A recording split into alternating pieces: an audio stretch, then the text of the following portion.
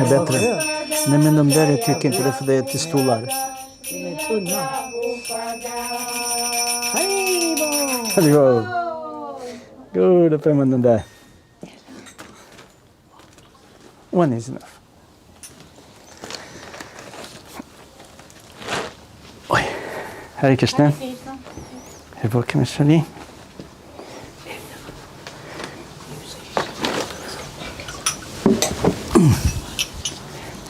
Kartals.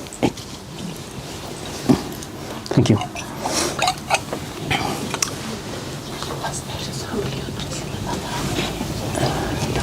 Table or something.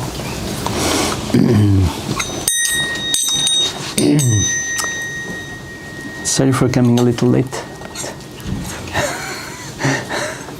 You're doing better and better. Sorry? You're doing better and better. No. Coming early and early. I've been here maybe 10 minutes. I've been 15 minutes.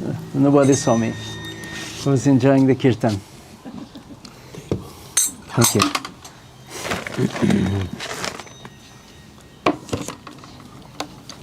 I'll continue with this Upanishad, which everybody loves. Okay, so we sing Radha Madhava.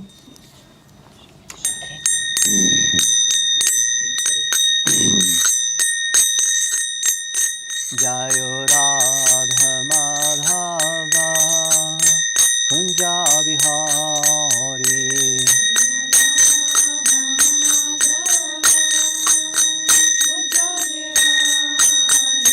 Jayo Radha Madhava Kunja Vihari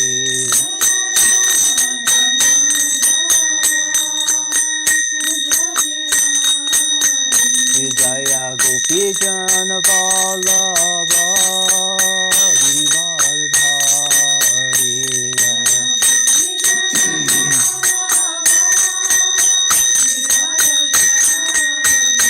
Jaya Gopi Jana Vallabha Girivardhari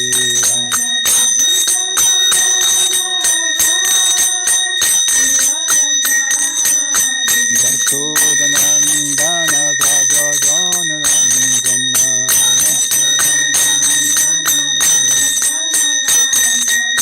Yashodanandana Vrajajanarandana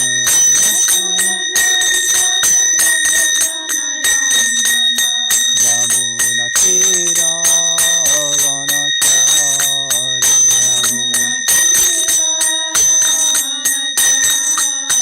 Yamuna Tira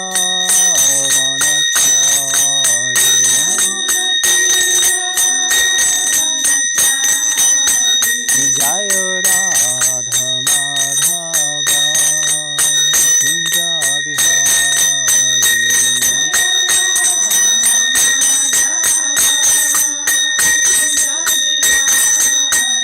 Jaya Radha Madhava Kunja Vihari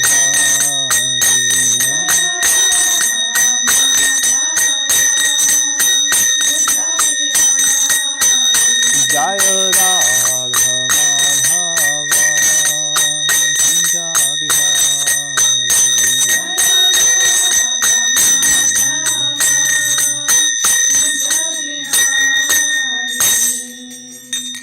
Jai Vishnupad Prabhu Vijay Kishari Astarasata A.C. Bhaktivedanta Goswami Maharaj Srila Prabhupada Ki Jai Jai Vishnupad Prabhu Vijay Kishari Astarasata Srila Bhaktisiddhanta Goswami Maharaj Srila Prabhupada Ki Jai Ananta Koti Vaishnavinda Ki Jai ISKCON BBT Founder Acharya Srila Prabhupada Ki Jai Namacharya Srila Haridas Thakur Ki Jai Prem Se Kaho Shri Krishna Chaitanya Prabhu Nityananda Shri Advaita Gadadhara Shivasadi Gaura Bhaktavinda Ki Jai Shri Radha Krishna Gopa Gopinatha Shyama Kunda Radha Kunda Giri Govardhana Ki Jai Namacharya Prem Se Kaho Shri Krishna Chaitanya Prabhu Nityananda Shri Advaita Gadadhara Shivasadi Gaura Bhaktavinda Ki Jai Shri Radha Krishna Gopa Gopinatha Shyama Kunda Radha Kunda Giri Govardhana Ki Jai Mathura Dhamma Ki Jai Navdeep Dhamma Ki Jai Mayapur Dhamma Ki Jai Jagannath Puri Dhamma Ki Jai Jagannath Swami Ki Jai Vrindavan Dhamma Ki Jai Gangaman Mai Ki Jai Tulsi Maharani Ki Jai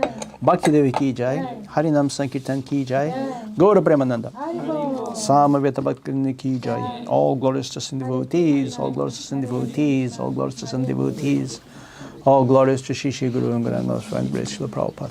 Yam Vishnu Padai Krishna Prasthapatale Srimati Bhakti Vedanta Swami Tinamini Namaste Sarasvati Devi Gauravani Prachayane Nirvishesha Shunyavadi Paschatya Desha Tarine. Hare Krishna, everybody. I noticed Tulsi Devi looks very nice. Yes. It's like, For the life, yeah. yeah, thank you. This is not light, it's devotion. Tulsi Devi grows by devotion, not by material means. And yesterday we have the new one. Yeah, one woman from India, she want to live in India back, Yeah? to go back, and she bring one more Tulsi yesterday. So where do you have it? I have there, I did little bit ceremony yesterday, and I think maybe we do little together. Yeah? After I can bring it, yeah, close. Very nice.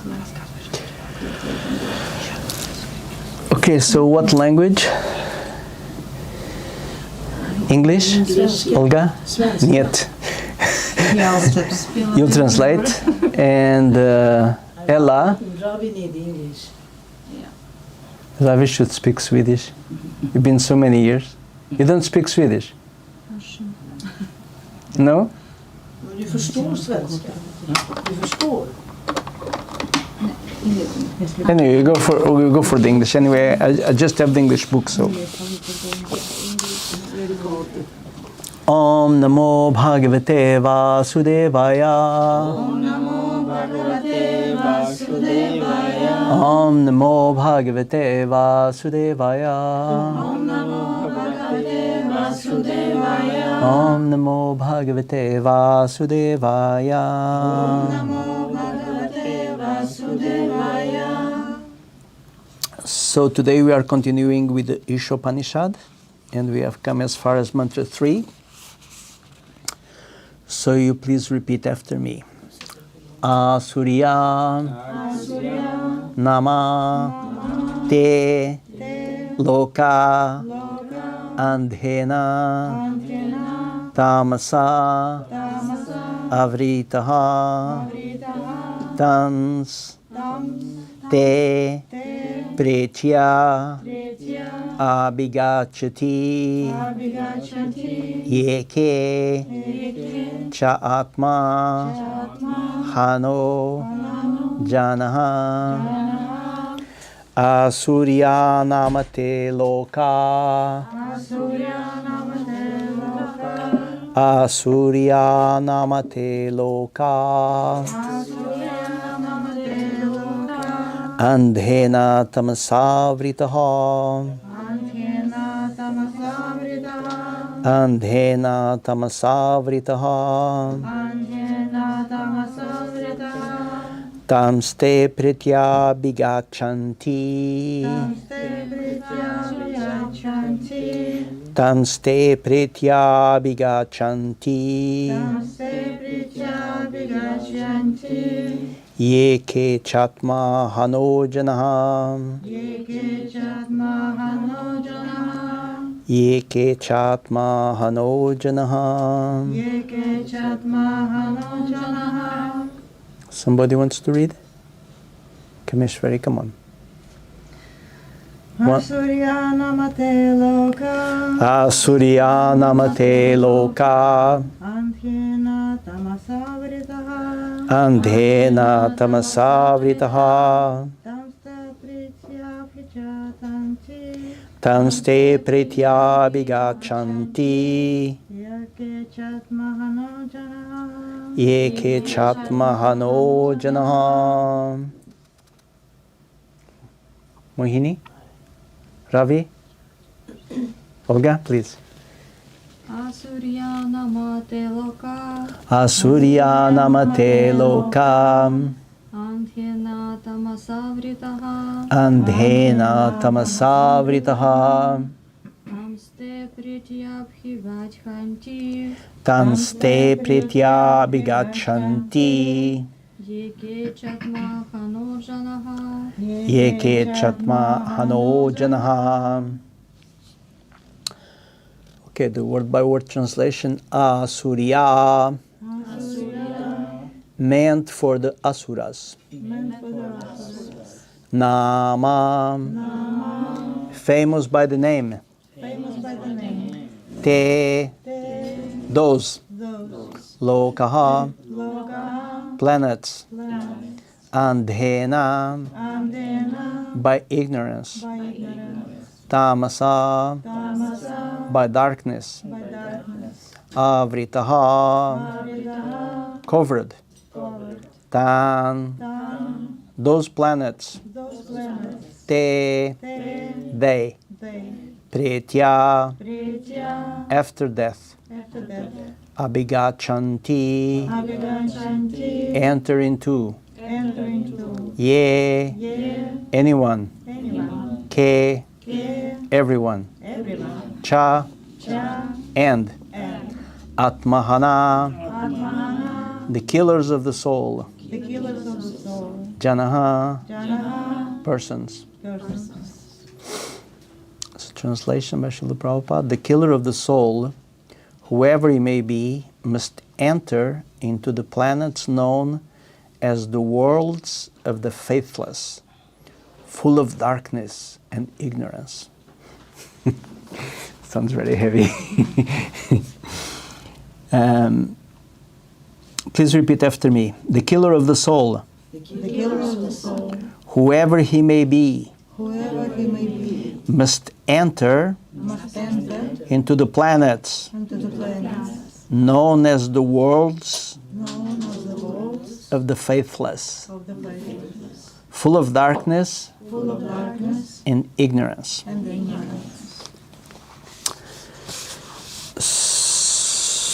So, before getting into the verse, because we are having like a series, I just want to go through what we have read. So in the first verse of the Ishopanishad, which is actually called the invocation, it is explained that the Supreme Personality of Godhead is complete, and not only is complete, but everything which emanates from Him is also perfect and complete. So this is this very famous verse, Om Purnam Adaha Purnamidam Purnat Purnamudachyate Purnasya Purnamadaya Purnamevavasishyate. Many Purnams. And it's funny in Sanskrit because they all mean different things. So then in the first verse, mantra number 1, it's explained that everything within this universe is controlled and owned by the Supreme Personality of Godhead. So He's perfect and complete, and He owns everything.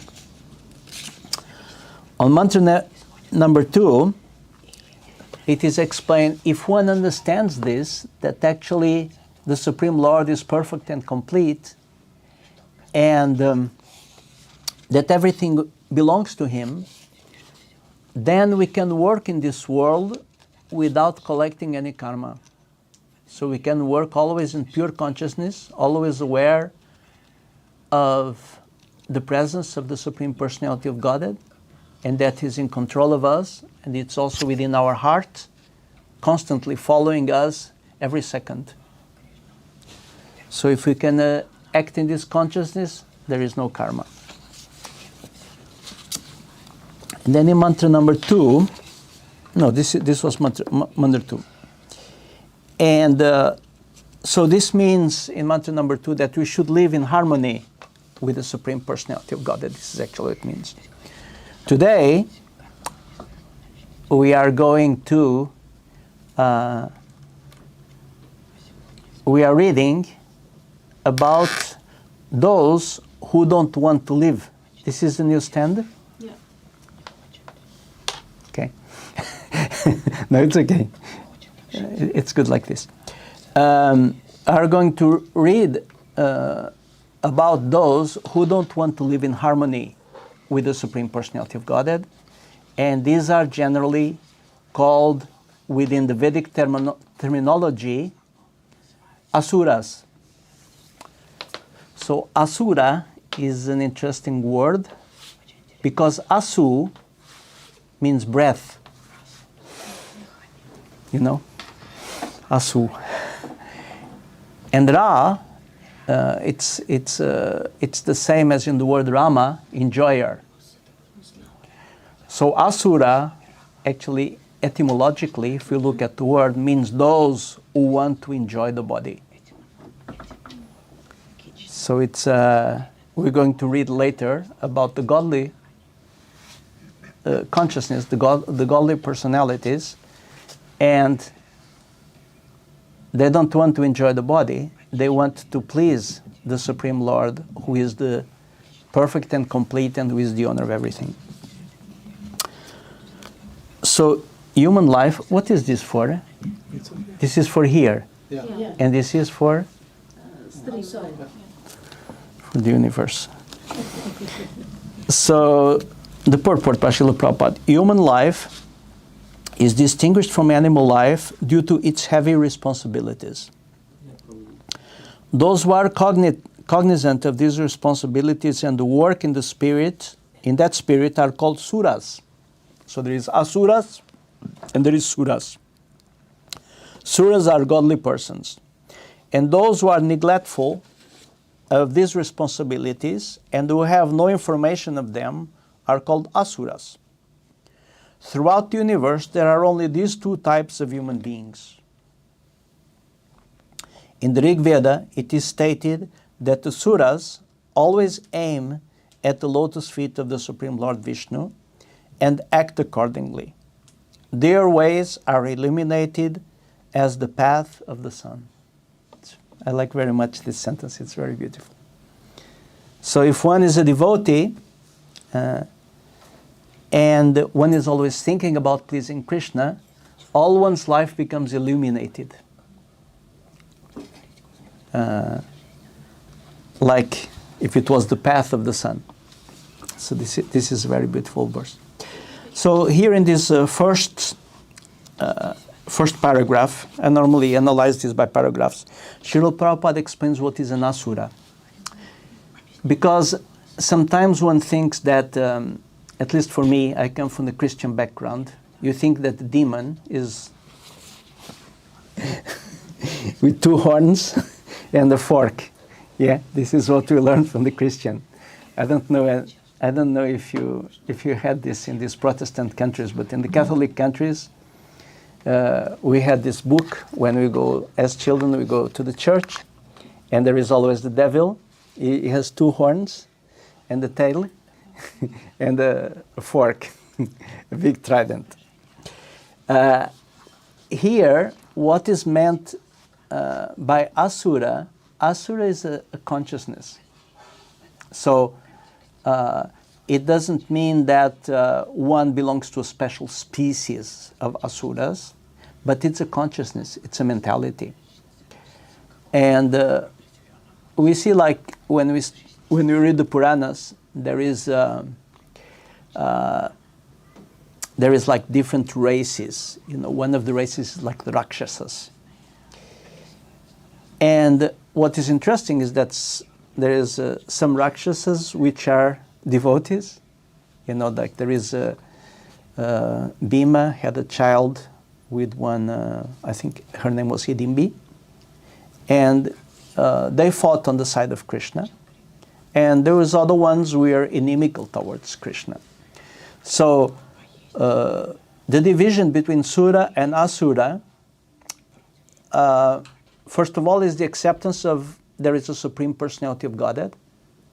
Because the Asuras, they think that everything came by chance. You know, this is the Big Bang.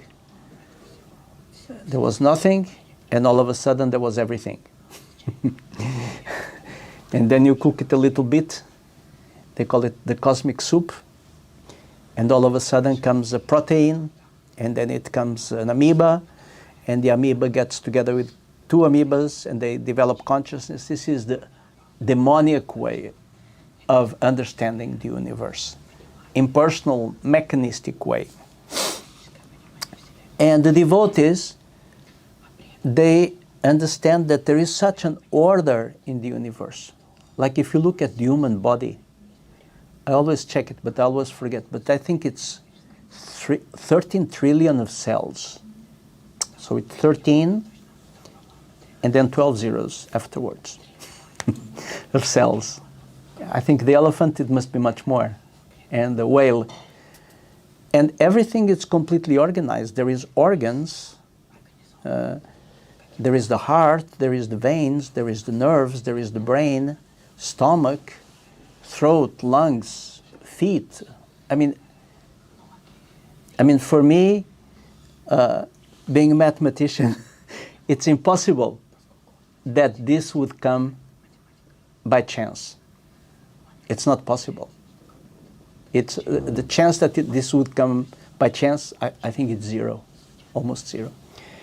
Actually, in the old days, on the Sunday feasts, the devotees used to play theater. Probably Kameshwari and Mohini, you remember.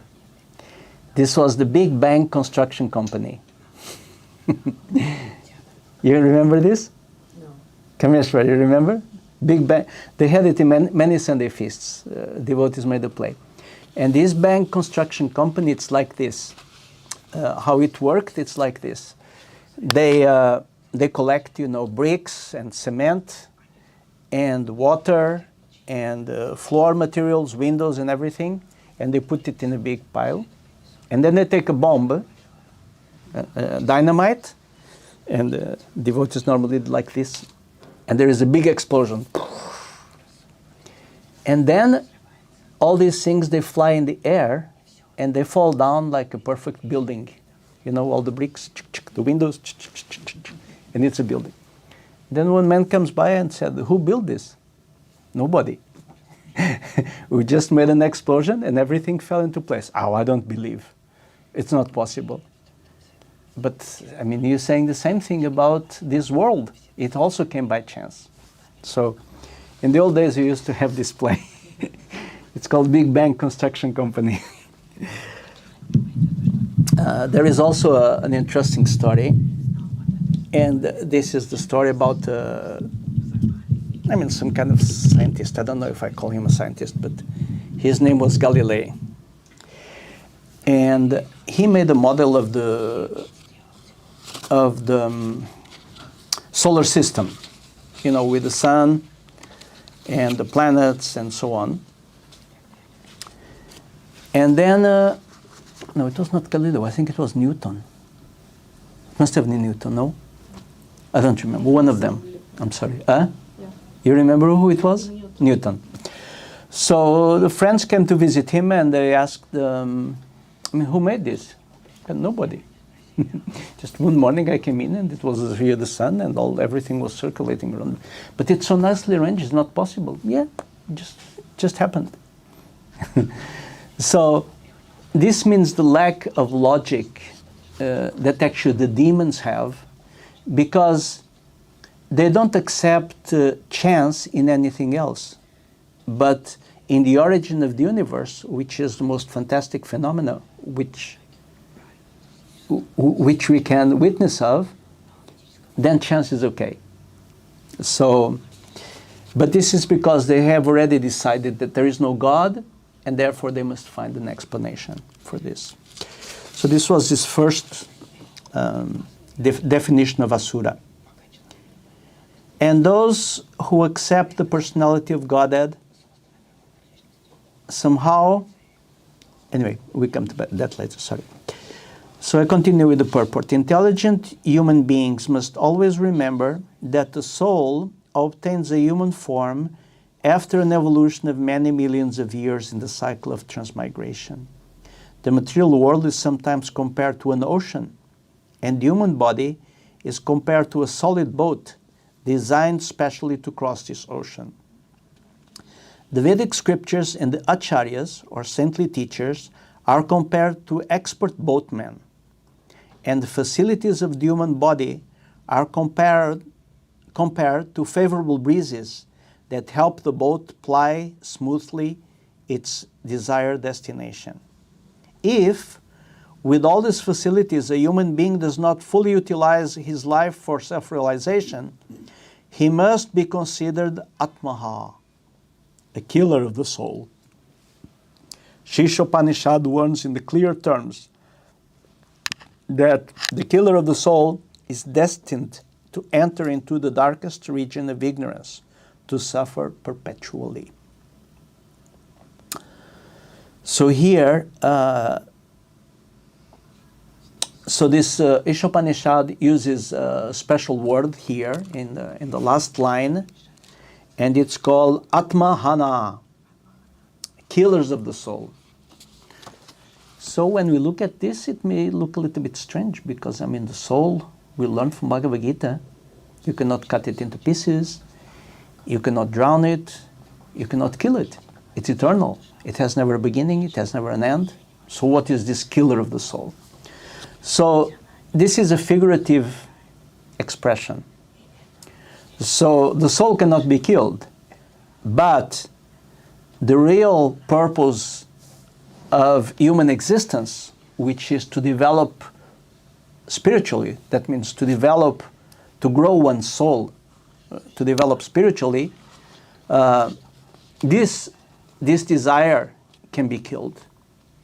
So people who engage in destruction of spiritual life, or people who propagate for total materialism, they are called the killers of the soul.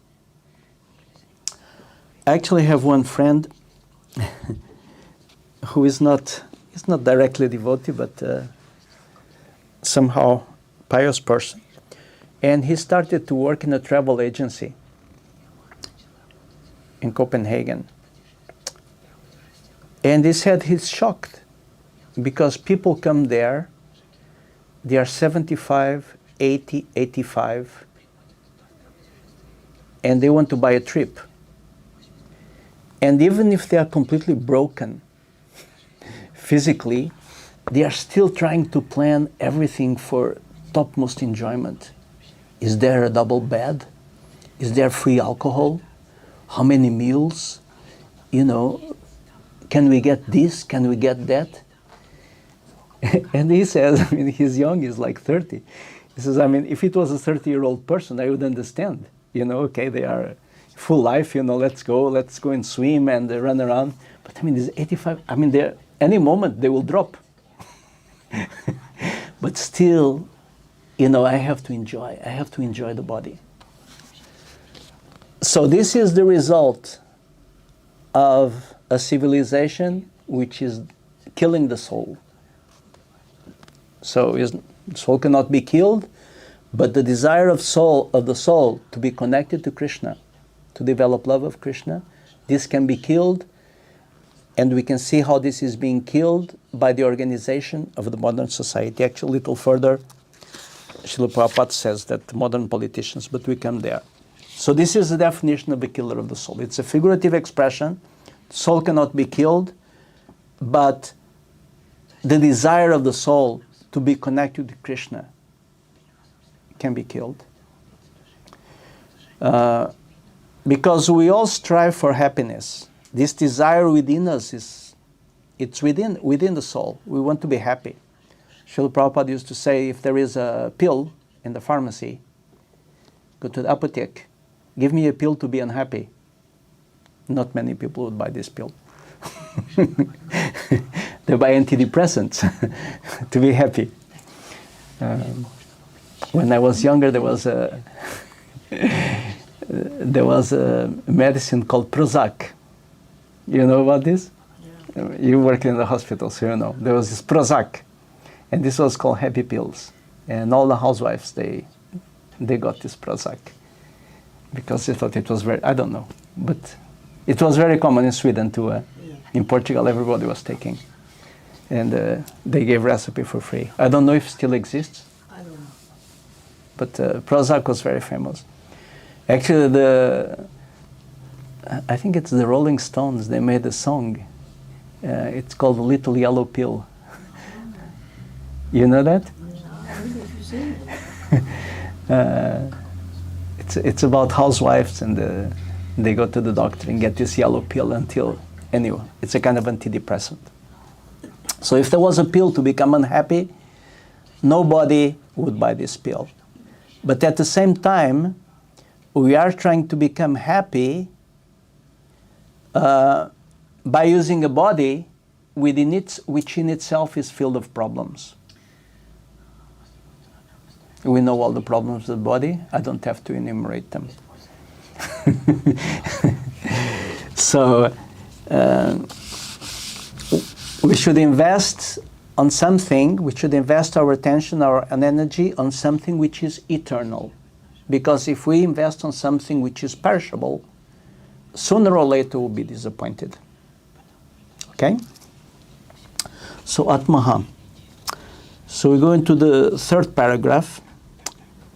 One thing I wanted to mention here. Sometimes we think that,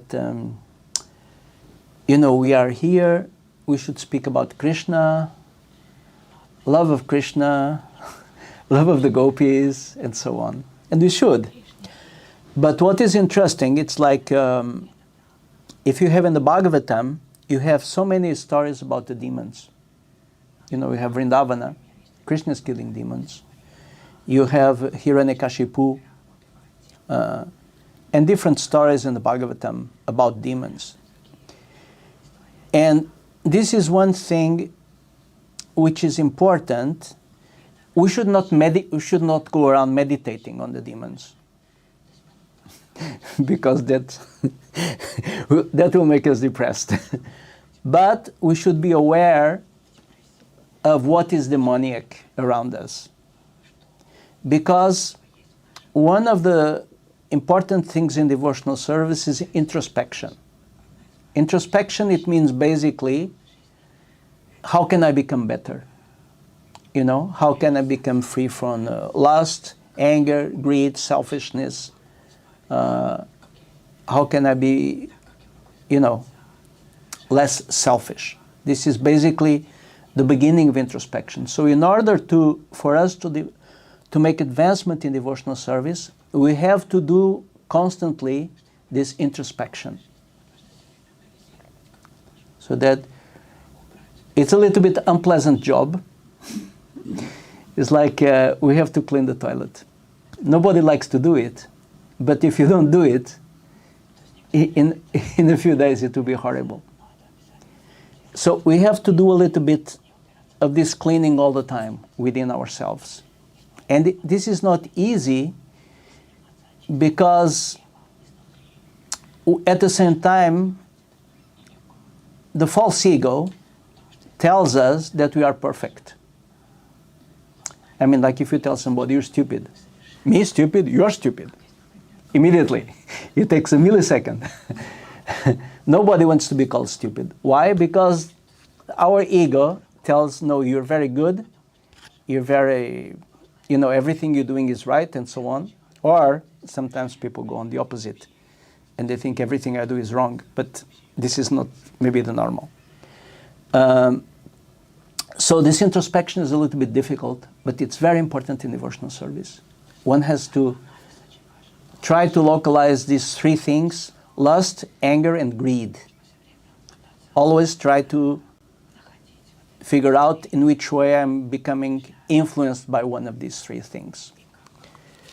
So therefore, the Ishopanishad and the Bhagavad Gita. The Bhagavad Gita has a whole chapter which is called the Divine and Demonic Natures. It's the 16th chapter.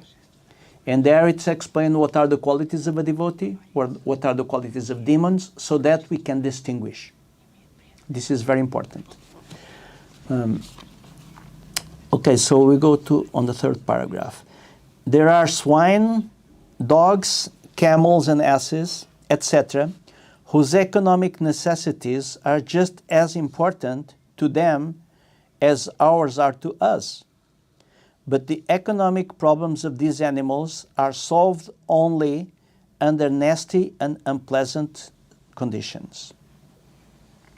So this means basically animal life is not easy. Like sometimes I observe the birds. Why are they always afraid? Like in Sweden, nobody attacks the birds. But they take one grain, they take another grain, full of anxiety. So they eat, but it's full of difficulties. So the human being is given all facilities for a comfortable life by the laws of nature, because the human form of life is more important and valuable than animal life. Why is a man given a better life than that of the swine and other animals? Why is a highly placed government servant given better facilities than those of an ordinary clerk? The answer is that a highly placed officer has to discharge duties of a higher nature. Similarly, the duties human beings have to perform are higher than those of animals, who are always engaged in simply feeding their hungry stomachs. Yet, the modern soul-killing civilization has only increased the problems of the hungry stomach. When we approach a polished animal in the form of a modern civilized man and ask him to take interest in self-realization, he will say that he simply wants to work to satisfy his stomach and that there is no need of self-realization for the hungry man. The laws of nature are so cruel, however, that despite his denunciation of need of self-realization and his eagerness to work hard to fulfill his stomach, he is always threatened by unemployment.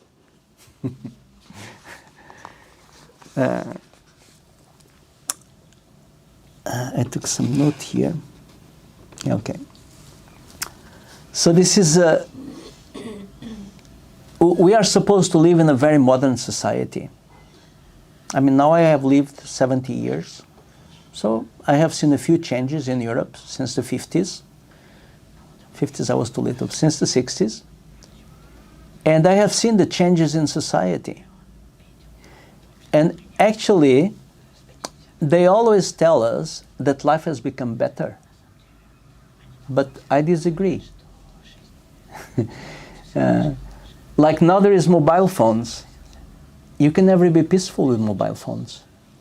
You're eating lunch and the phone rings.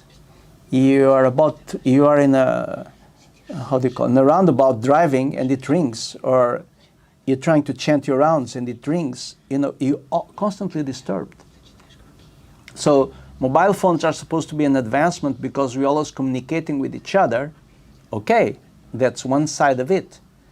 But the other side is that actually we have become more disconnected.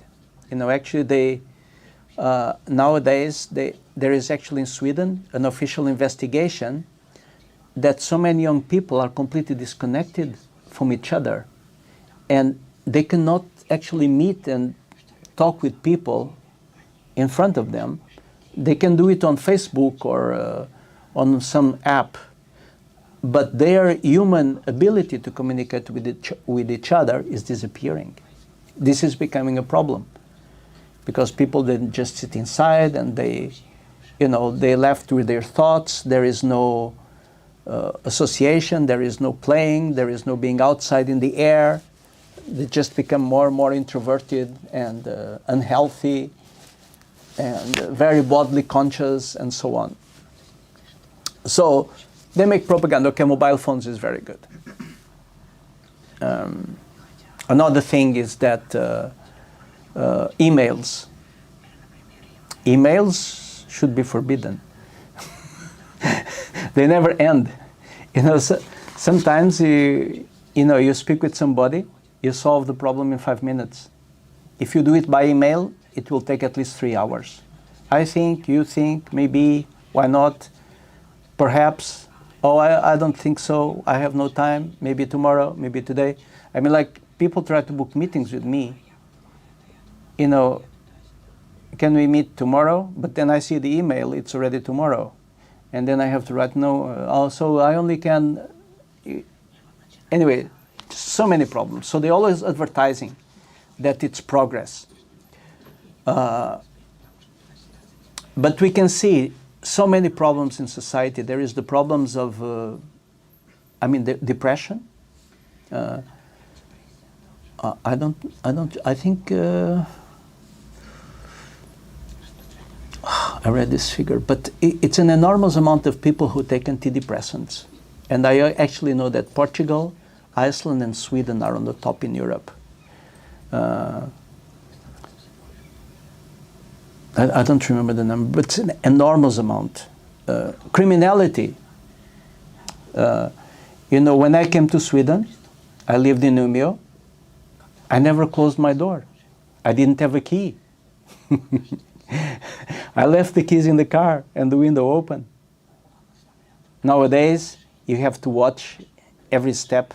You have to lock your door. You have to have password on your phone.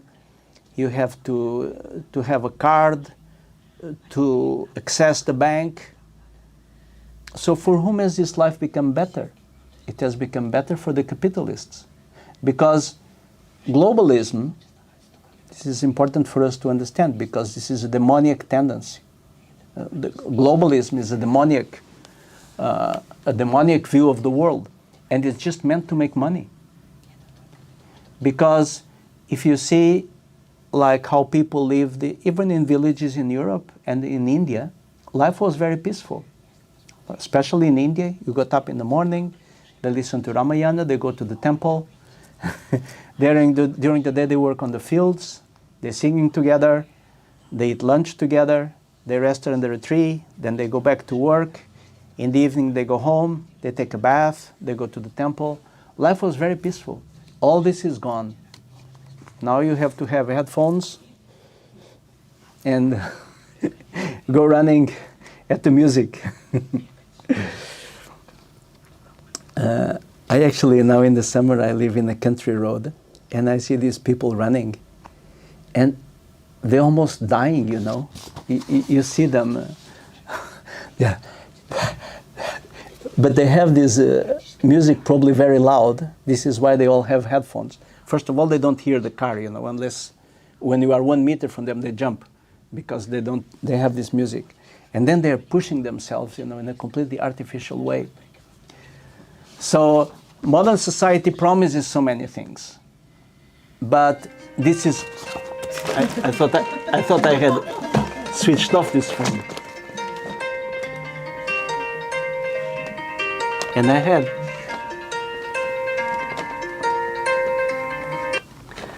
But this is my wife, and she can pass by when I'm switched off. So. Oh my God. Tlasi, I'm leaving a lecture. Haribol. So anyway, so you saw the example now. It was Krishna. No, but she can, even if I switch off the sound, she can bypass emergency. So anyway, so they promise so many things, but it's mainly for their own benefit. Like politicians, they are always being caught in some kind of corruption. Some do it very expertly, and they caught maybe a few years from now, but others, they are a little bit clumsy. Like there was a Swedish minister. She sent her cousin, her brother, her sister, everybody to the European Union. You probably read about this in newspapers. Like 10 people, they got works in the European Union, earning 90,000 a month each. And free flights to Brussels, an apartment in Brussels, apartment in Stockholm. Anyway, so she was caught. Others are more smart, so they are caught later. But we should understand that, there is a class of politicians. We're going to come to this in the 5th paragraph. And they promise us so many things, but actually they don't really care about the people. First of all, they don't have the knowledge to care about the people. They don't understand what is important to make people happy. And second of all, even if they understand, they are not ready to do that. And it's interesting that Prabhupada says here, you speak with people and say, I have no time for spiritual life. Because I have to take care of my work and so on. But then they become unemployed. So what is this? Okay, so we go on. 4:15. When shall I finish? I still didn't get through the purport. So 1, 2, 3, 4. We are given this human form of life not to work hard like asses, swine, and dogs, but to attain the highest perfection of life. If we do not care for self-realization, the laws of nature force us to work very hard, even though we may not want to do so. Human beings in this age have been forced to work hard like asses and bullocks that pull carts. Some of the regions where the asuras are sent to work are revealed in this mantra of Shishopanishad. If a man fails to discharge his duties as a human being, he is forced to transmigrate to the Asurya planets and take birth in degraded species of life to work hard in ignorance and darkness. So, the animals, in animal life means just one thing: struggle for existence. So eating, sleeping, mating, and defending, this takes the whole time for the animals. I mean, like birds, they must eat the whole day. Other animals like tigers, they must sit and wait for days until somebody comes by who they can eat.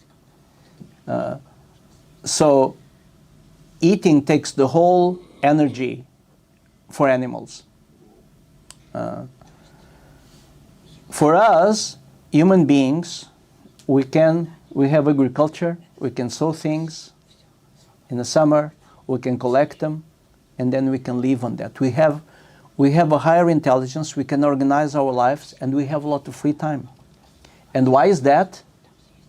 Free time is not to play video games or to engage in sense gratification. But why is this given to us? It's because human beings have a higher purpose than animals. So we have a higher purpose than is eating, sleeping, and mating and defending. We are supposed to develop ourselves spiritually. We are supposed to develop our transcendental consciousness. And therefore, life is easier for us in some ways than for the animals. Of course, we can ask in modern society if life have actually become easier, because, I mean, many people cannot sleep. I'm one of them. But people cannot sleep. They have to take sleeping pills. You don't see a cat or a dog. They don't have to take any sleeping pills. They lay down. In modern society, they make so many arrangements for sleeping, like beds, you know. If you go to a shop, you look at a bed, cost 60,000. I mean, I just wonder. 60,000 for the bed. I mean, a dog or a cat, you know, they lie down, they relax, they can sleep. So sometimes our sophistication, we think we are sophisticated, that we want to make arrangements for sense gratification or for fulfilling these basic 4 needs of life: eating, sleeping, mating, and defending. But actually, when we do that, life becomes worse for us. You don't see animals becoming depressed. Of course, sometimes I've heard that when the dog owner is depressed, then the dog also becomes depressed. Did you hear this? The poor animals. So the owner is depressed, and then they also become... You see them sometimes. If they are owned by a happy person, you know, they go with the tail. But if the owner is depressed, they go... They are very submissive. So we mention, Srila Prabhupada mentions here these forms: cats, dogs, hogs, asses, and camels.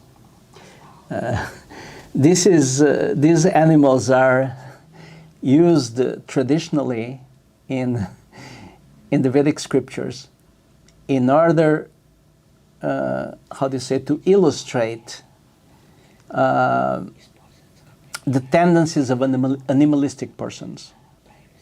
You know, like the hogs, the pigs. The pigs, they are completely attached to eating, you know. Okay, we should eat to live, not live to eat. So the pigs, they live for eating. So therefore, we see often these examples. Dogs and cats, they are special because when human beings fall down to the animal species because of not engaging in spiritual life, they become cats and dogs. I have heard, it's not from the Vedas, but I heard that women become cats and men become dogs. I don't know if it's true. I cannot stand for it, but I have heard. Somebody else heard this? No? But actually, if you see a dog and you look at the dog in the eyes, and I mean, you project to him this thought, I know that you were a person in your last life. The dog immediately avoids you. You can do this experiment. Cats, they don't care. They just in their own world. But dogs, they, you know, if you look at them and say you were actually a human being before, and they become very confused, you know, some kind of remote memory is there.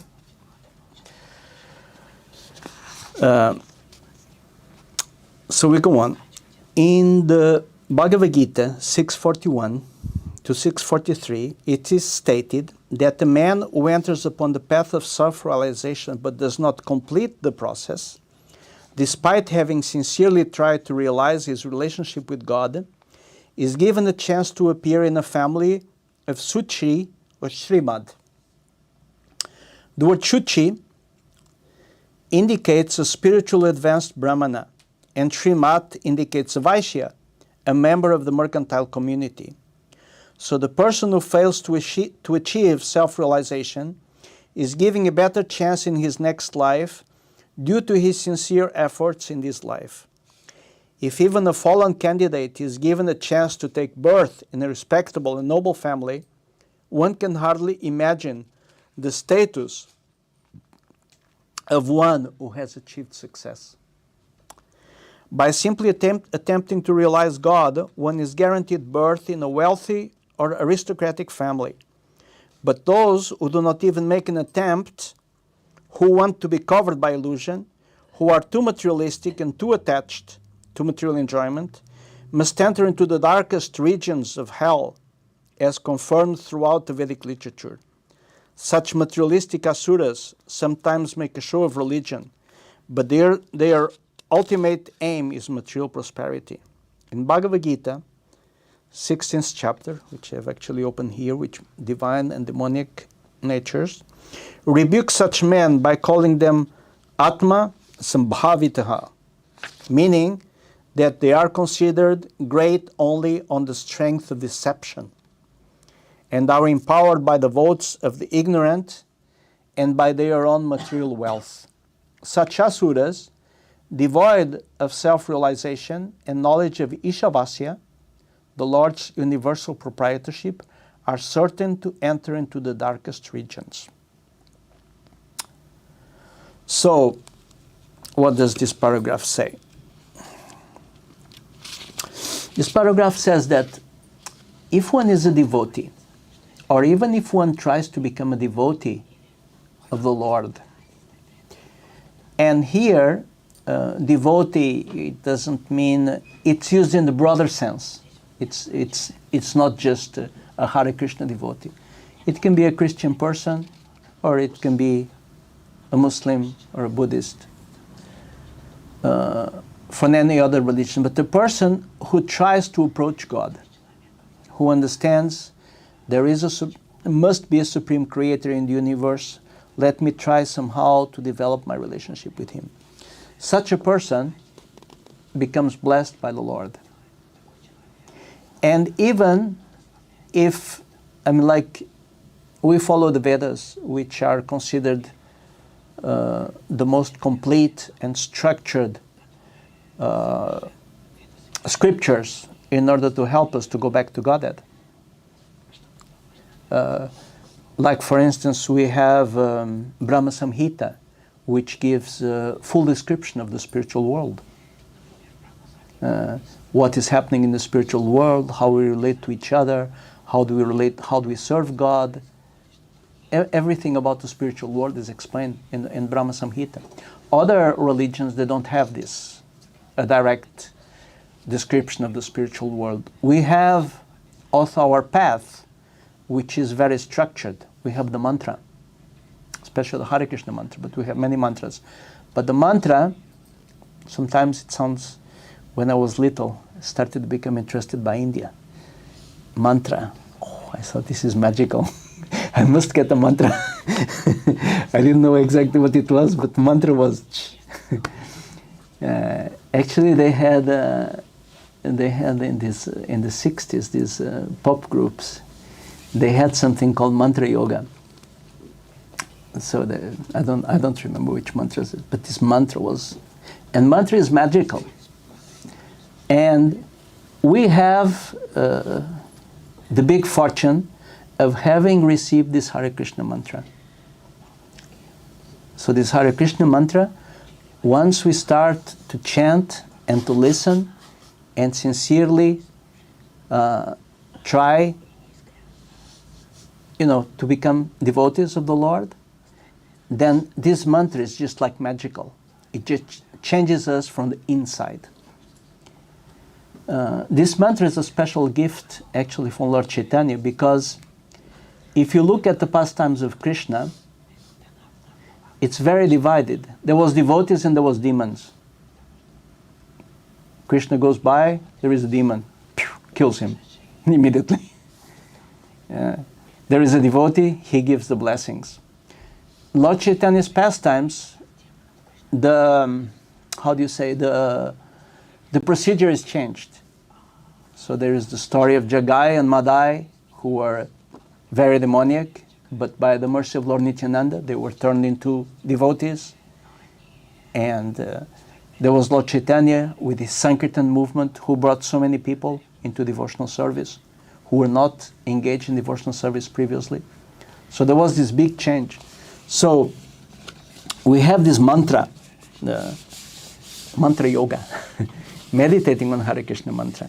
And when one makes further advancement in spiritual life, one also gets other mantras like the Gayatri mantra. And actually in the Vedas there is millions, I maybe will not say millions, maybe I would say thousands of mantras. There is also something which is called bija mantras. Bija means seed. And this is mantras when, by chanting these mantras, one can call specific deities. It's very mystical, actually. So in the beginning, when we come to devotional service, we receive something which is called diksha, or initiation, on the Hare Krishna mantra.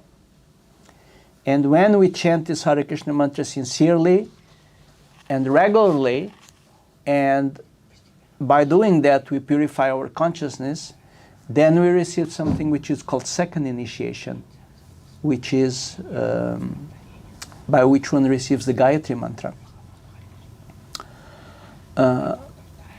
Gayatri mantra is not an absolute need, but it definitely helps one in the progressing in devotional service. There is one thing which is interesting with mantra. I don't know why I got stuck on these mantras, but anyway, I got stuck on the mantra. Is that in order to chant the mantra, you have to get permission. And I can give an interesting example. The Panchatattva Mahamantra, Shri Krishna Chaitanya, Prabhu Nityananda, Shri Advaita Gadadhara, Shivasadi Gaura Bhakta Vrinda, it is said to be 1,000 times more powerful than Hare Krishna mantra. Yeah? So you should take the bead bag, Shri Krishna Chaitanya, Prabhu Nityananda, Shri Advaita Gadadhara, Shivasadi Gaura, chant rounds. No. Why not? Because there is no power there. The power of the mantra is given when you are authorized to chant the mantra. Actually, Prabhupada in lecture, Vad sa du? När du? när man får tillstånd, alltså det måste komma från en godkänd källa. Like if you're a doctor, you can make an operation. But if you buy all the medical books, you just go to the web page of the medical university, you buy them, you read anatomy, you read this, and you go to the hospital and you start to cut somebody. This doesn't work. It's not going to work. You're not authorized. So this permission, which one receives, like in our case, we receive this permission from Srila Prabhupada because we're following his instruction of a saintly person. Then this chanting of Hare Krishna mantra is especially powerful.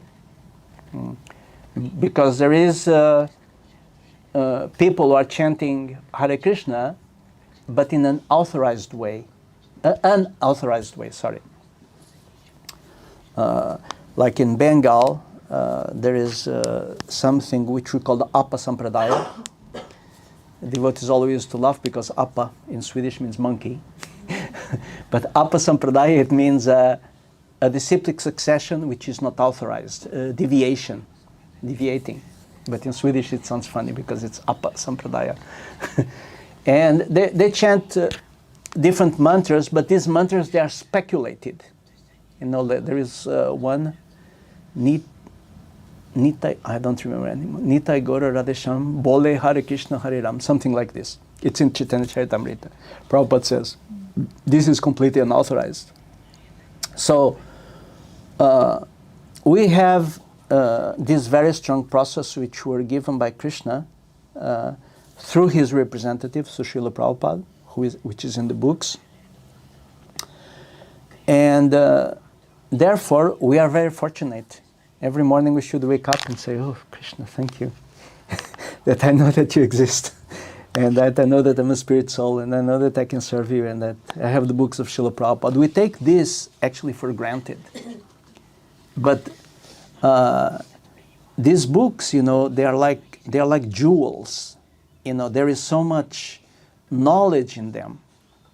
Like I've been in ISKCON 47 years. Sometimes I open the Bhagavad Gita, I said, my God, this is here? I never saw this. I think it happens to all of us, no? Because these books, these scriptures, as given by Srila Prabhupada, and Srila Prabhupada is actually summarizing what previous acharyas, what previous spiritual masters said. He's just putting it in a form that we can understand. So these books are living, actually. This is my experience. If one if one can chant nicely and dedicate a part of the day to reading and studying these books, then for sure one will make advancement in spiritual life. And even if one doesn't come, even if you doesn't want attain self-realization in this life, that one has started, this already brings the blessings of Krishna. So we should not think, okay, I didn't make very much advancement, what is the use? We all think like that sometimes. But no, Krishna has guaranteed here, this is in the 16th chapter, 41 and 43, that, okay, even if you don't finish your spiritual life in this life, next time you will come in an environment where you'll be in contact with devotees. And you will not have to go into this asuric form of lives. There is forms of life in this world which are just completely horrible. And there is also in this universe, there is something called subterranean hellish planets. You heard about this? Subterranean hellish planets. Subterranean, it means they are under the ground. It means they are below the earth in the cosmos. So these subterranean hellish planets, they are like heavenly planets. Just one difference. There is no God. They are just enjoying they are not even aware about death. You know, they enjoy until they die. And then they are reborn and they continue enjoying until they die. But it's a 100th class enjoyment. It's just enjoying the body. And again, they have to go through this repeated process of birth and death. So this, no, they are not called subterranean. They are called subterranean heavenly planets. I think they are called, not hellish. But they are hellish planets, but they are called subterranean because they are below the earth. And the inhabitants there, they are just engaged in sense gratification, 24 hours a day. Was it not Naga? This is one of them, Nagaloka. But it's But there is this Patala, Tala, Sula Tala. yeah, but they are under the earth. In the cosmos, Yeah. or whatever. It's different theories. But so there is continuous enjoyment. There is no fear of death, but there is no Krishna. And everybody is just completely selfish, engaged in sense gratification. In the old days, when I used to go on Sankirtan to distribute books, we went to these shopping centers. And these shopping centers were very new then. You know, in the 70s, everything was just glittering, newly built. And I was thinking, this is the subterranean hellish planets. I was thinking when I was distributing books, because people went there, you know, they're almost like drugged. Now we are all used to shopping centers, but in those days, you know, you have to buy different things in different places. You have to go to a supermarket and you buy shoes there and you buy clothes there. And I mean, not everything was focused on selling. It was, it was still a little bit innocent. So when these shopping centers came, I always think this must be the subterranean hellish planet. So there was always this music. They make this music so you buy more, you know? All these things are studied, and the glittering windows and with glittering clothes, and anyway, everything arranged by psychologists and in order to sell more. But, okay, we can get this, but this is not going to give us ultimate happiness. It will come to one point, we will die, we have to leave this body, we have to take another body, and we have no control of the process. This is the problem. When we die, when we leave this body, we have no control, except we can pray to Krishna. Bring me in the proper direction. And as Srila Prabhupada says here in the first paragraph, in the Rig Veda, it is stated that the Suras, or the devotees, they always aim at the lotus feet of the Supreme Lord Vishnu and act accordingly. Their ways are as illuminated as the path of the sun. So in one of the Vedic literatures, which is called the Vedanta Sutra, there is an explanation of what happens at the time of death. Okay? So according to the Vedas, the soul is situated in the area of the heart, or within the heart, one calls sometimes the spiritual heart. And at the time of death, according to how one has lived, one's consciousness, and so on, there is this, they call it in Sanskrit nadis. Nadis, it's not the veins, but it's channels, channels of energy or of nerves, and one of these channels gets illuminated. And because, and you just follow it. So, if you are a devotee, Krishna at the time of death will illuminate the proper channel so you can leave the body in the right direction. And this is important for us to understand, and this is why our scriptures spend so much time trying to inform us, you know, how to live a proper life, how to make priorities. You know, is priority to become economically, to become rich, or is our priority to develop ourselves spiritually, and in the end of life, go back to Godhead. So the Ishopanishad gives here a very clear answer. Last paragraph, which is very little. The conclusion is that as human beings, we are meant not simply for solving economic problems on a tottering platform, but for solving all the problems of material life into which we have been placed by the laws of nature. So this is last paragraph. There is an interesting story, which I just remembered. There was an old lady. She was very old. And she was collecting wood in the forest. And I don't know, this is an Indian story, so they were carrying the wood on the back, because people used to cook with wood, so they collected branches, they tied them, bring them on the back. So somehow this old lady, she dropped the wood and said, "Krishna, help me." So she looked around and there was a little boy there. And the boy said, "Do you need any help?" He said, "Yeah, I dropped this wood. Could you help me?"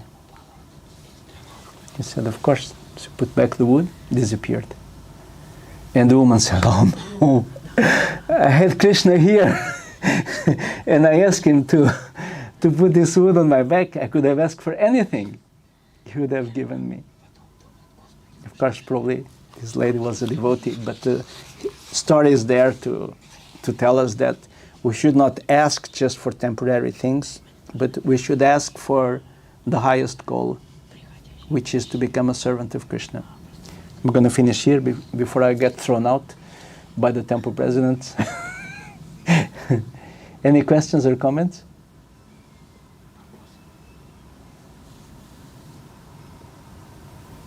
Is everybody satisfied? Okay, good.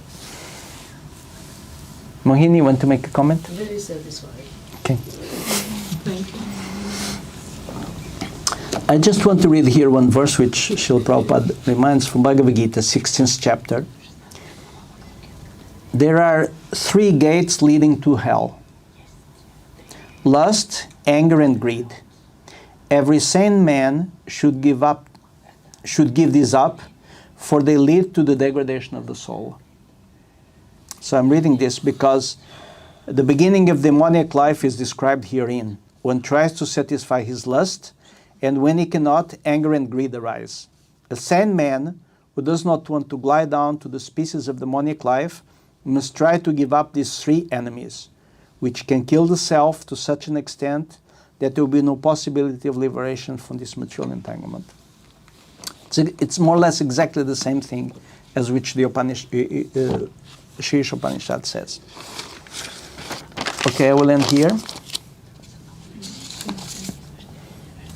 Sorry for a long class and sorry for being late. It was amazing. Thank you so much. Thank you.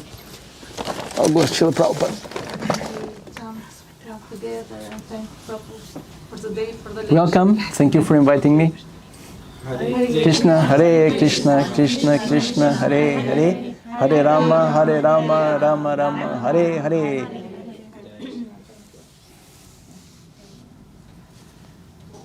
So what next, Mohini?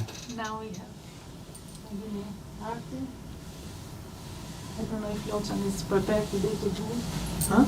I don't know if Locan is prepared, Locan Prabhu prepared to do it today, or Mohini can do it now.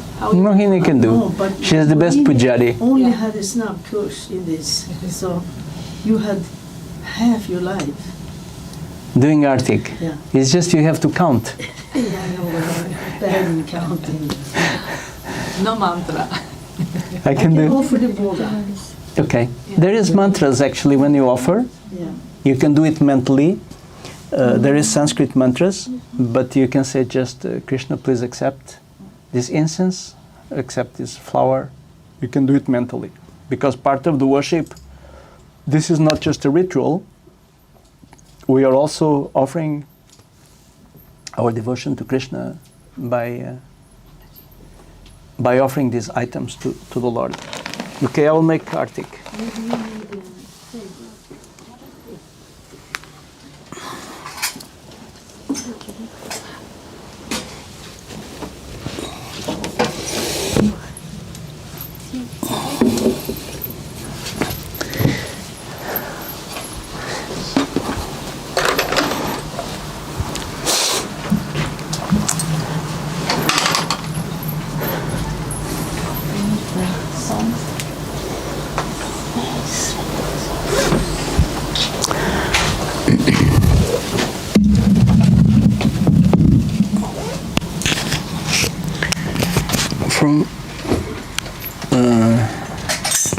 bönar.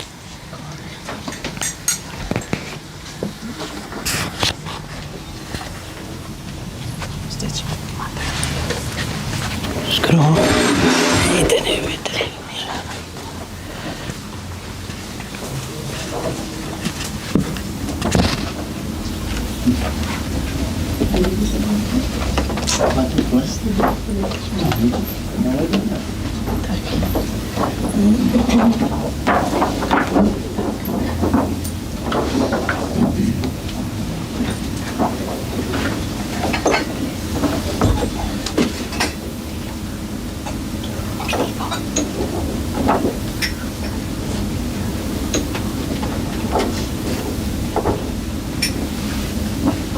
Kipa Jayo Jaya Gora Chande Arati Kosho Kipa Jayo Jaya Gora Chande Arati Kosho Jaya Arati Kosho Jaya Gora Chande Arati Kosho Janavani Tatavane Jagamana Loga Janavani Tatavane Jagamana Loga Jaya Gora Chande Arati Kosho Kipa Jaya Jaya Gora Chande Arati Kosho Janavani Tatavane Jagamana Loba Janavani Tatavane Jagamana Loba Gorangera Lotika Soba Jaganamana Loba Gorangera Lotika Soba Jaganamana Loba Gorangera Lotika Soba Jaganamana Loba Gorangera Lotika Soba Jaganamana Loba Jaganamana Loba Jaganamana Loba